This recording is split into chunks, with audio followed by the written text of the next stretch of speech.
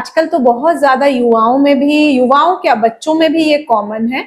Normal सबसे ज्यादा incidence तो बुजुर्गों में होता है, क्योंकि एक लॉन्ग ओल्ड एज के कारण, डायबिटीज के कारण, हाइपरटेंशन के कारण उन लोगों में किडनी रोग होने की संभावना ज्यादा रहती है। लेकिन एक सिग्निफिकेंट प्रोपोर्शन है जो कि युवाओं को भी ये पीड़ित कर रहा है और बच्चों में भी देखा जाता है। जोहार, नमस्कार। मैं सुधांशु मिश्रा और आप देख रहे हैं हमारा यूट्यूब चैनल आप तक 07। और आज हमारे साथ मैम जो है गेस्ट है हमारे साथ, डॉक्टर प्रज्ञा पंत मैम। और मैम एचओडी हैं नेफ्रो डिपार्टमेंट रिम्स में। और मैम से आज हम लोग जानेंगे, खास करके हम देख रहे हैं आजकल के टाइम में युवा हो या फिर काफी जो एजेड हो गए या फिर बूढ़े वर्ग हैं, उन लोगों को किडनी की समस्या काफी कॉमन होती जा रही है आजकल के टाइम में। और इसी पे चर्चा करने के लिए मैम आज हमारे साथ रिम्स से जुड़ी हैं। तो मैम सबसे पहले तो आपका स्वागत हमें समय देने के लिए। Thank you. हम सबसे पहले आपसे हम लोग जानेंगे कि हमारे शरीर में किडनी का काम क्या है और इसे कैसे हम लोग स्वस्थ रखें। हमारे शरीर में किडनी एक बहुत ही इम्पोर्टेंट वाइटल ऑर्गन है और दो किडनी होती हैं हमारे पास और इसका मेन काम होता है, ये एक छलनी की तरह योगदान देती है। छलनी आप के तरह का मतलब ये है कि आप हम लोग जो सांस ले रहे हैं या खाना खा रहे हैं, खाने को पचा रहे हैं या जो भी दिन भर की गतिविधियां होती हैं, उसमें हमारे शरीर में बहुत सारे वेस्ट प्रोडक्ट्स, बहुत टॉक्सिक प्रोडक्ट्स बनते हैं। कुछ टॉक्सिक प्रोडक्ट्स जो होते हैं वो पेशाब के माध्यम से निकलते हैं, कुछ पैखाने के माध्यम से, कुछ को लिवर मेटाबोलाइज करता है। तो एक सबसे इम्पॉर्टेंट चीज पेशाब है और उसको पेशाब को सही तरीके से, सही मात्रा में और सही कंसंट्रेशन में बनाने का काम किडनी करती है। मैम हम देख रहे हैं, क्या सिर्फ बुजुर्ग को ही किडनी की बीमारी होती है या फिर युवा भी इसके चपेट में आ रहे हैं? डेफिनेटली आजकल तो बहुत ज्यादा युवाओं क्या बच्चों में भी ये कॉमन है। नॉर्मल सबसे ज्यादा इंसिडेंस तो बुजुर्गों में होता है, क्योंकि एक लॉन्ग ओल्ड एज के कारण, डायबिटीज के कारण, हाइपरटेंशन के कारण उन लोगों में किडनी रोग होने की संभावना ज्यादा रहती है। लेकिन एक सिग्निफिकेंट प्रोपोर्शन है जो कि युवाओं को भी ये पीड़ित कर रहा है और बच्चों में भी देखा जाता है। हम देख रहे हैं अभी अगर हम बात करें लोग किडनी को स्वस्थ रखने के लिए कितना पानी हम पिए कि सही मात्रा में हमारे किडनी को बेनिफिट हो। देखिए, पानी का ऐसा कोई बिल्कुल एक पर्टिकुलर वैल्यू नहीं होती है। डेफिनेटली 1.5 से 2 लीटर से हमको ज्यादा पीना चाहिए, मतलब मिनिमम 1.5 से 2 लीटर है और मैक्सिमम 4 लीटर है। उससे कम या ज्यादा तो आपको नुकसान करेगा। उसके बीच में कितना पीना है वो आपकी प्यास आपको डायरेक्ट कर देगी। हमारी बॉडी हमको सबसे अच्छा सिग्नल दे सकती है कि हमको कितने पानी की जरूरत है। तो अपने कितनी आपको प्यास लग रही है उसके गाइडेंस में भी आप पानी पी सकते हैं। तो अभी हम देख रहे हैं हमारा लाइफ स्टाइल काफी चेंज होते जा रहा है, बाहर के हम लोग फास्ट फूड खा रहे हैं। तो ऐसा हम लोग क्या अपने डाइट को फॉलो करें और क्या खान पान को सही करें जिससे हमारे किडनी को कोई नुकसान ना हो? देखिए, डाइट में कोई एक ऐसी चीज नहीं है कि ये खाने से किडनी स्वस्थ रहेगी। हाँ, मैं आपको कुछ चीजें बता सकती हूँ जो नहीं खानी चाहिए, क्योंकि उसको ज्यादा खाने से आपका किडनी पे असर पड़ सकता है। तो उसमें नंबर 1 चीज तो जंक फूड ही है, क्योंकि जंक फूड केवल किडनी को नहीं, पूरे बॉडी के लिए, जो जिनको बोलते हैं लाइफस्टाइल डिसऑर्डर्स या फिर मेटाबॉलिक डिसऑर्डर्स, जंक फूड खाने से डायबिटीज का इंसिडेंस, ओबेसिटी यानी अत्यधिक मोटापे का इंसिडेंस, बीपी का इंसिडेंस, ये सब बढ़ता है। और क्योंकि ये 2-3 बीमारियां जो मैंने अभी बोली, यही किडनी रोग का सबसे महत्वपूर्ण कारण, यही 2-3 रोग होते हैं, इसलिए जंक फूड खाने से किडनी रोग का भी इंसिडेंस जो है बढ़ जाएगा। तो सबसे पहले जंक फूड अवॉइड करना चाहिए। नमक कम खाने की ही आदत डालनी चाहिए, बहुत कम नहीं, लेकिन हाँ 2-2.5 ग्राम से ज्यादा नमक खाने की आदत नहीं डालनी चाहिए। और पापड़, अचार, ये सब सेवन, इसमें बहुत नमक होता है, तो जितना मिनिमम सेवन करें उतना अच्छा है।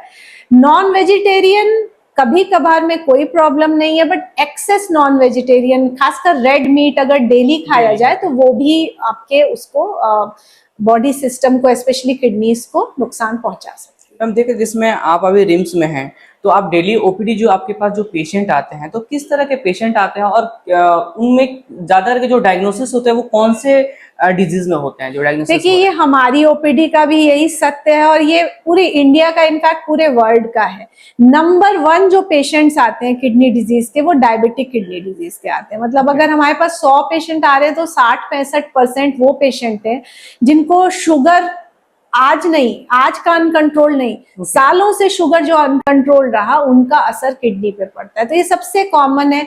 इसके अलावा ब्लड प्रेशर अत्यधिक होने की वजह से किडनी खराब होना, पेन किलर्स खाने की वजह से किडनी खराब होना, और फिर कुछ किडनी की बीमारियां होती हैं जो कि किसी कारण से नहीं, वो बाय चांस बहुतों को हो जाती हैं, वो सब देखे जाते हैं। लेकिन सबसे number 1 is diabetic kidney disease. अगर मैम आपसे अगर मैं जाने कि कौन सा ऐसा हम लोग ब्लड टेस्ट या करें कि जिससे हमको पता चले कि हमारा किडनी हेल्दी है? यूरिया क्रिएटिनिन ब्लड टेस्ट में आता है। अगर यूरिया क्रिएटिनिन आपका नॉर्मल है, और यूरिन रूटीन एक टेस्ट होता है, अगर यूरिन रूटीन एकदम नॉर्मल है और यूरिया क्रिएटिनिन ठीक है, तो ये एक सफिशिएंट स्क्रीनिंग टेस्ट है आपको जानने के लिए कि मोटा मोटी आपकी किडनी हेल्दी है। मैम ये किस किस को कराने चाहिए और कितने ड्यूरेशन पे ये मतलब टेस्ट लोगों को कराने अगर आप अदरवाइज हेल्दी हैं तो 40 इयर्स से कम में अभी तक ऐसे बोला नहीं जाता है। मोर देन 40 इयर्स हैं, या फिर अगर आप डायबिटिक हैं, या अगर आप हाइपरटेंसिव हैं, या आपकी फैमिली में स्ट्रॉन्ग फैमिली हिस्ट्री है ऑफ किडनी डिजीज, तब आपको ईयरली ये टेस्ट करवाते रहने चाहिए। आप ऐसे हमें मतलब डेली लाइफ पे अगर बात बताएं कि जो किडनी जिनको किडनी रिलेटेड कोई इश्यूज हैं, तो उनको क्या अपने डेली लाइफ में करें कि उनको और कॉम्प्लिकेट ना ही और प्रॉब्लम इश्यू ना हो किडनी रिलेटेड? सबसे पहले तो उनको डॉक्टर को दिखाना है, एक मतलब नेफ्रोलॉजिस्ट जो किडनी रोग विशेषज्ञ को दिखाइए। ऐसा ही बात नहीं है कि हर किडनी डिजीज इरिवर्सिबल होती है, बहुत सारी रिवर्सिबल भी होती है। तो वो अपॉर्चुनिटी को मिस नहीं करना है। कैसे मिस नहीं होगी? आप डॉक्टर को दिखाएंगे, हम लोग उसी लिए एवेल्युएट करते हैं। अगर हमको कुछ भी चीज लगती है कि हाँ ये चीज ठीक हो सकती है, तो उसको हम लोग ठीक करते हैं। तो फर्स्ट स्टेप तो है कि आप एक डॉक्टर को दिखाइए, फिर उनके द्वारा जो आपको बताया गया है खाने पीने का परहेज वो करिए। उसमें हम लोग बोलेंगे कि आप नॉन स्पेसिफिक परहेज नहीं करना चाहिए। मतलब यहाँ पे देखा गया है कि हम नॉर्मल कोई भी बीमारी में लोग बोलते हैं हम नहीं, हमने सब छोड़ दिया, हमने उबला खाना शुरू कर दिया, फल खाने शुरू कर दिया। ऐसा नहीं है, हर किसी का डाइट का रिक्वायरमेंट्स अलग होता है। तो आप नॉन स्पेसिफिक परहेज ना करके या तो आप डॉक्टर से या फिर किसी डाइटिशियन से संपर्क में आके एक अपने हिसाब से एक पता करिए कि आपके लिए क्या ठीक है, उस डाइट को फॉलो करिए। पेन किलर्स एक भी डोज, अगर आपको ऑलरेडी किडनी का प्रॉब्लम हो चुका है तो पेन किलर्स एकदम फर्दर अवॉइड करने हैं, नहीं तो वो और बढ़ेगी। और अगर आपको शुगर या ब्लड प्रेशर है तो एटलीस्ट अब उसको कंट्रोल करके एकदम रखना है, जिससे उसकी वजह से जो किडनी पे असर आ रहा है उसको हम लोग थोड़ा रोक सकें। अभी हम देख रहे हैं खास करके युवाओं में जो ऑफिस वर्क कर रहे हैं, काफी आजकल प्रेशर्स हो रहे हैं, तनाव ले रहे हैं, वो लोग नींद पूरी से नहीं हो पा रहे उनकी, तो वो कितना इफेक्ट करता है किडनी पे? वो एक्चुअली देखिए किडनी पे वो क्योंकि पूरी बॉडी पे इफेक्ट करता है, और किडनी बॉडी का एक इम्पॉर्टेंट पार्ट है, इसलिए वो बॉडी पे भी इफेक्ट पड़ता है। अगर इस टाइप के लाइफस्टाइल में क्या होता है, बॉडी का पूरा जो हार्मोनल बैलेंस होता है, जो केमिकल बैलेंस होता है, जो रीजनरेटिव मैकेनिज्म्स होती हैं हमारी, कि हमारी बॉडी एक वियर एंड टियर के बाद फिर से रीजन, वो सब थोड़ा गड़बड़ पटरी से उतर जाता है। तो ऐसे में जब सब कुछ ही ठीक नहीं होगा, मेटाबॉलिक डिसऑर्डर्स आएंगे आपको, जैसे ओबेसिटी होगी, आपको डायबिटीज का खतरा बढ़ जाएगा, आपको हाइपरटेंशन का खतरा बढ़ जाएगा, और साथ में आपको किडनी डिजीजेस, कैंसर्स का भी खतरा। तो इस टाइप की लाइफस्टाइल जो होती है इन जनरल आपकी बॉडी के पूरे जो सिस्टम को गड़बड़ कर देगी, उस क्रम में आपका किडनी डिजीज का भी चांसेस बढ़ जाता है। हम देख रहे हैं अभी के टाइम में डायलिसिस, बहुत सारे पेशेंट है जो डायलिसिस पे हैं, तो उनको अगर कुछ आपको सुझाव देना है तो आप क्या देंगे? सबसे पहला सुझाव है कि डायलिसिस से डरना नहीं है। अगर मतलब लोग ये सोचते हैं कि डायलिसिस कराने से तो और हालत खराब हो जाएगी, तो डायलिसिस देखिए कोई नहीं चाहता डायलिसिस कराना, कोई भी नहीं चाहेगा, लेकिन जब आपके पास कोई और ऑप्शन मौजूद नहीं है, आपकी किडनी इस स्तर की फेल हो चुकी है कि आप ऐसे भी कोई बहुत अच्छे घर में नहीं रह पा रहे हैं, आप खाना नहीं खा पा रहे हो, आपको कमजोरी है, आपको उल्टियां आ रही हैं, तो उस स्थिति में अगर आप डायलिसिस कराएंगे तो आप बहुत अच्छा महसूस करेंगे। ऐसा नहीं है कि आप नहीं कराएंगे तब भी वैसे ही रहेंगे, अगर आप नहीं कराएंगे तो और खराब होते चले जाएंगे। तो आपके पास ऑप्शन दो ही है, या तो और खराब होने का, या फिर जैसा है उसमें एटलीस्ट एक अच्छी मीनिंगफुल क्वालिटी ऑफ लाइफ बिताने का। तो डेफिनेटली उसमें डायलिसिस बहुत अच्छा लाभ देती है। ज्यादातर पेशेंट्स एक बार जब शुरू कराते हैं तो उनका डर भी खत्म हो जाता है और वो फील कर पाते हैं कि हम अब पहले जैसा महसूस कर रहे हैं। तो आप डायलिसिस पहले तो डरिए मत, जब आप शुरू करें तो एकदम रेगुलर मेंटेन करिए। डायलिसिस के मरीज कितना अच्छा रह रहे हैं, कितने माने ड्यूरेशन तक उनका लाइफ और प्रोलॉन्ग हो रहा है, वो 2-3 चीजों पे डिपेंड करता है। एक तो कि आपका डायलिसिस का रेगुलरिटी क्या है, आप एकदम नियम से डायलिसिस ले रहे हैं कि नहीं, कि बीच में अच्छा लग रहा है तो छोड़ दे रहे हैं। दूसरा, आपका न्यूट्रिशन कैसा है, क्योंकि डायलिसिस एक बार शुरू होती है तो प्रोटीन्स ज्यादा खाने पड़ते हैं। तो आप अगर अपना न्यूट्रिशन प्रोटीन की मात्रा को बढ़ा रहे हैं, अगर आप वेजिटेरियन तो प्रोटीन पाउडर्स आपको लेने पड़ेंगे। नॉन वेजिटेरियन में हम लोग एग वाइट्स और मीट्स मतलब चिकन वगैरह से भी उस चीज को सप्लीमेंट कर सकते हैं। और तीसरा डिपेंड करता है कि आपका डायलिसिस सेंटर में मतलब क्वालिटी क्या है। हम डायलिसिस की अगर बात करें, जरूरत आखिर क्यों पड़ती है लोगों की? जरूरत इसलिए पड़ती है क्योंकि बहुत सारी किडनी की बीमारियां जो रिवर्सिबल नहीं होती। मतलब इवन आप अमेरिका भी चले जाओगे, आप बेस्ट ऑफ द सेंटर्स में भी जाएंगे तो कुछ तो है जो रिवर्स हो जाती हैं। वो हम लोग भी बहुत सारे ऐसे केसेस हम लोग भी रिवर्स करते हैं उनको, बट बहुत सारी एक सिग्निफिकेंट प्रोपोर्शन ऑफ डिजीजेस ऐसा है जो रिवर्सिबल नहीं होती हैं।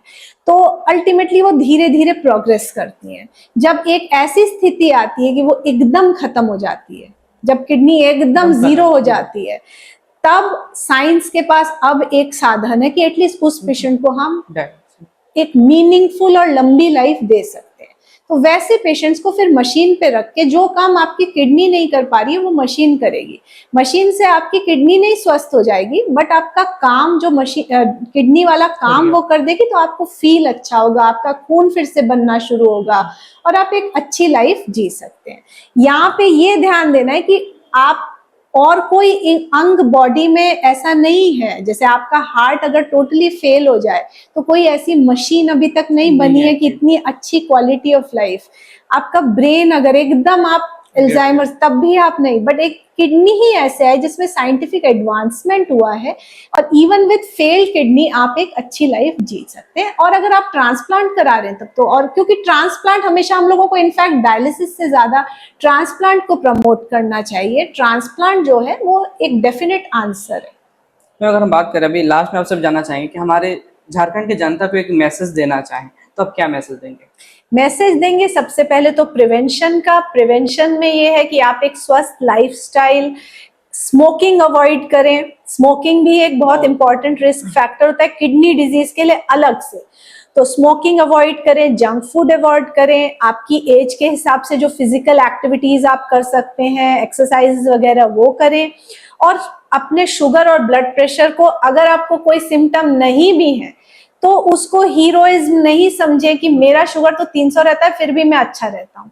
आप अभी अच्छे हैं, आप 5 साल बाद अच्छे नहीं रहेंगे। तो शुगर और ब्लड प्रेशर को एकदम धर्म मान के उसको कंट्रोल करिए आप। और अगर आपको किडनी की बीमारी हो जाए तो डरिए मत, ऐसा नहीं है, लाइफ एंड नहीं हुई है। आप अगर सही डॉक्टर के बताए हुए रास्ते पे चलेंगे तो एक बहुत अच्छी और बहुत अच्छी क्वालिटी ऑफ लाइफ आप जीवन यापन कर सकते हैं।